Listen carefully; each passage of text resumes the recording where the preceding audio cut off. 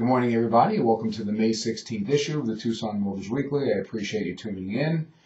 Hope you had a great weekend. Weather here in Tucson was just phenomenal, and it's raining and flooding in a lot of the country, so our hearts out to them. But here in Tucson, it's a beautiful place to live. So, okay, what's going on? Last week, all inflation-oriented news came out. First of all, China reported that they have super hot inflation running at 5.3%, already above their target maximum of 4.0. So clearly, inflation in China is way, way up. The U.S. Producer Price Index, which is a measurement of what wholesalers are paying, is up tremendously, much more than they expected. I think it was, 6.8% year over year, which is really, really hot.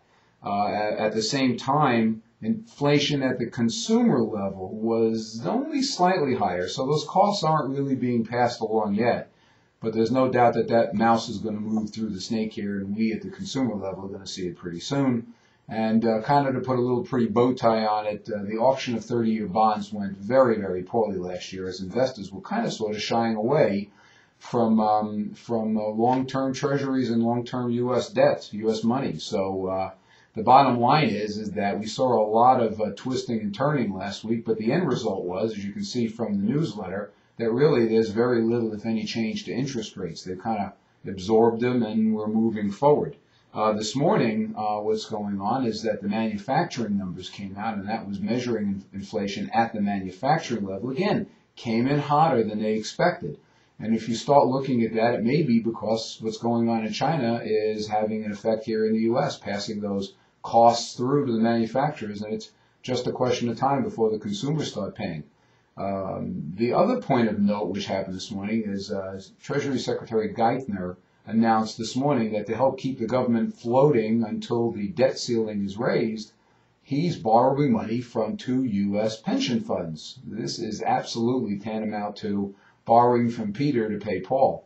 Sooner or later, we at the U.S. are going to have to pay the piper. China's lining up, oil-producing countries are lining up, Japan's lining up, U.S. taxpayers lining up. I don't know how the government's going to make this right, but it certainly does not look good down the road. Anyway, okay, what's going on this week? Well, realistically, the only hot report that comes out is the Federal Fund Index. Yes, the Philadelphia Fund, which measures, again, inflation at the manufacturing level. So this is a really hot week for what's going on in the manufacturing world. Keep your eyes open. Watch the market. See what's going on. Big discussions in Europe about what the heck they're going to do about Greece with interest rates on their bonds at over 15%, and Portugal and whatnot. So keep an eye open for Europe.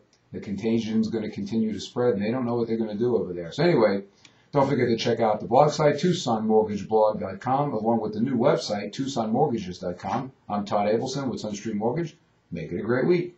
Bye-bye.